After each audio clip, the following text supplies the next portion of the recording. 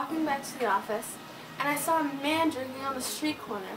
And then on the next one, I saw a circle of 3 men with a pile of beer bottles on the ground. This alcohol problem is just getting worse and worse.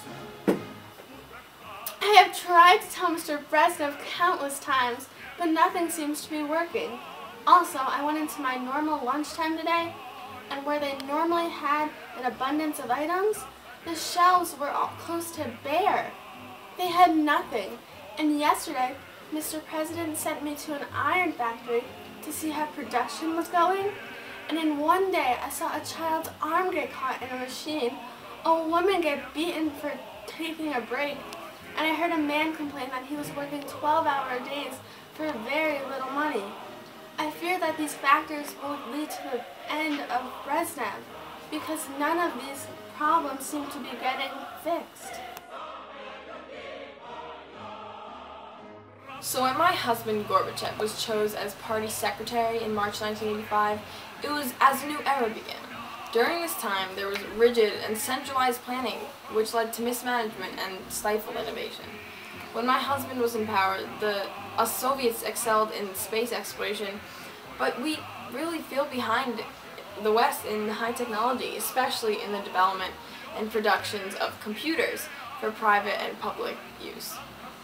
There was also starting to be a decline in the standard of living, and I had to share one of my apartments with another family. Can I have a drink, please? I really need one. Thank you.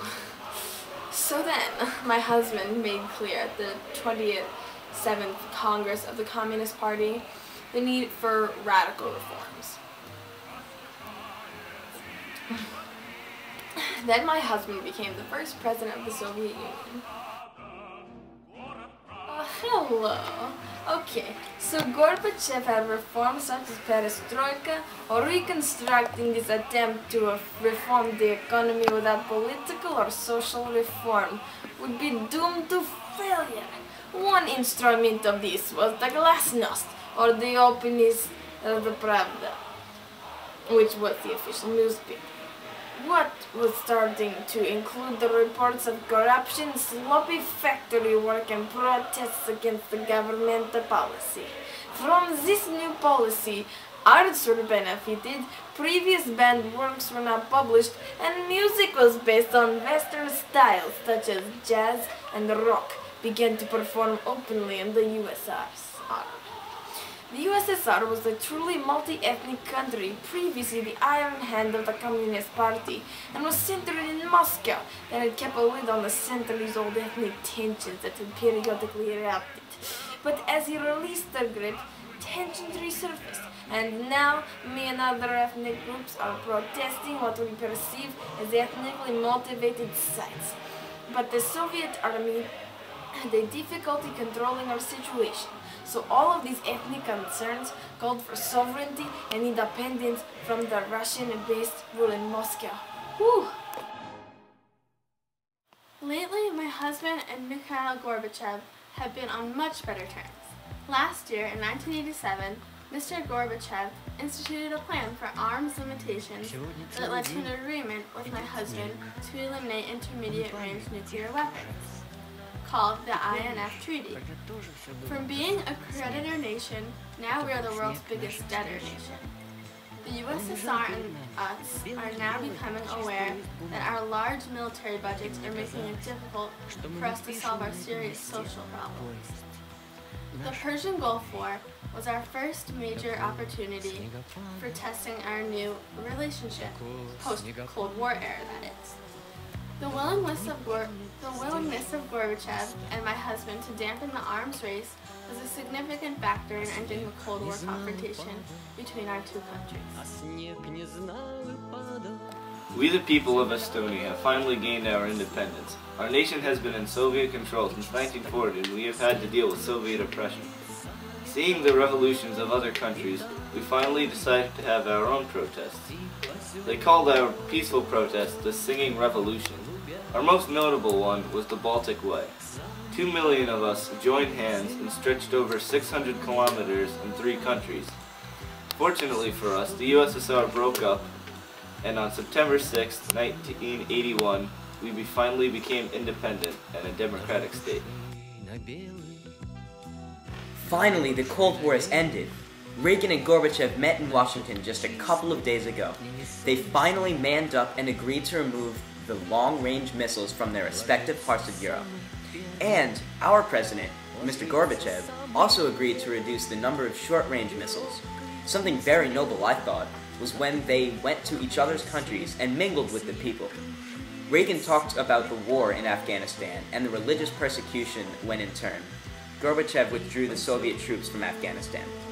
Officially, the war ended just a couple days ago. Gorbachev and the new American president, George Bush, signed a treaty to scale down their nuclear arms by a third. Our protests have not been in vain. Even though many of my supporters have been arrested, we are now free and we have apparently inspired others to do the same. In Hungary, the government killed the reform leader, Imre Nagy, while they tried to overthrow the communist leader, János Kadar. We have been under Soviet control and we decided to put an end to this.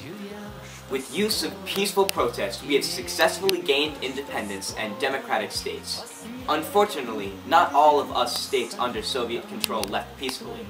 In Romania, at least 2,000 Romanians were killed for their freedom.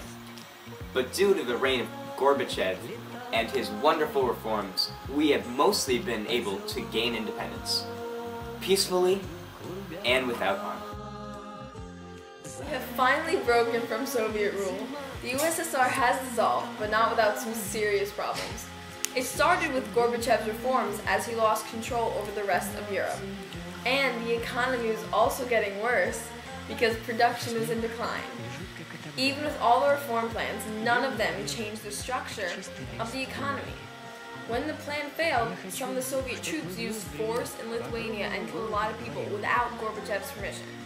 To reformers such as the troops, Gorbachev was a barrier to change, and in response to this, he became more hostile. Then, people turned toward the more liberally minded Russian president, Boris Yeltsin, who was a pretty cool guy. And Yeltsin was all for the independence of the Baltic states and of a lot of the republics.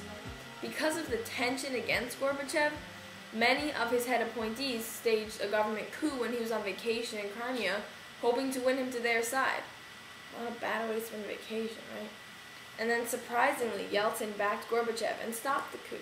Then Gorbachev resigned to the General Secretary, but he still held his position on the unity of the USSR.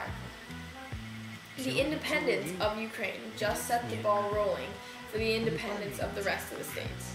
Now, under Yeltsin, I'm hoping for liberalism to become the way of life instead of the disasters that were socialism and totalitarianism.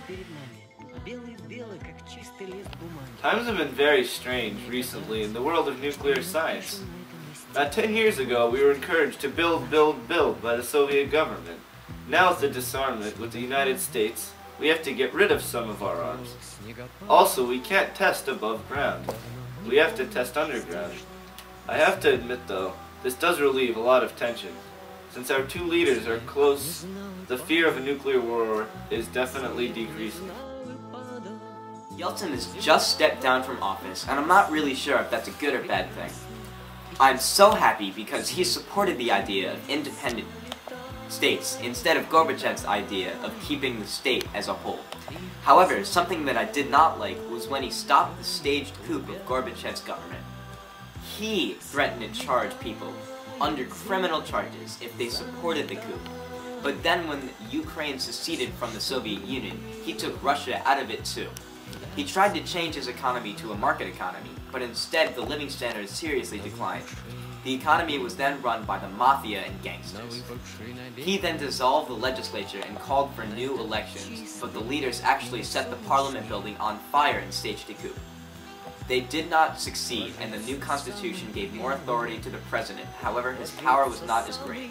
Because of the new Duma's move against his legislature, the ministers abandoned his reforms. Yeltsin was then in failing health and turned to alcoholism and was at times even out of the public view.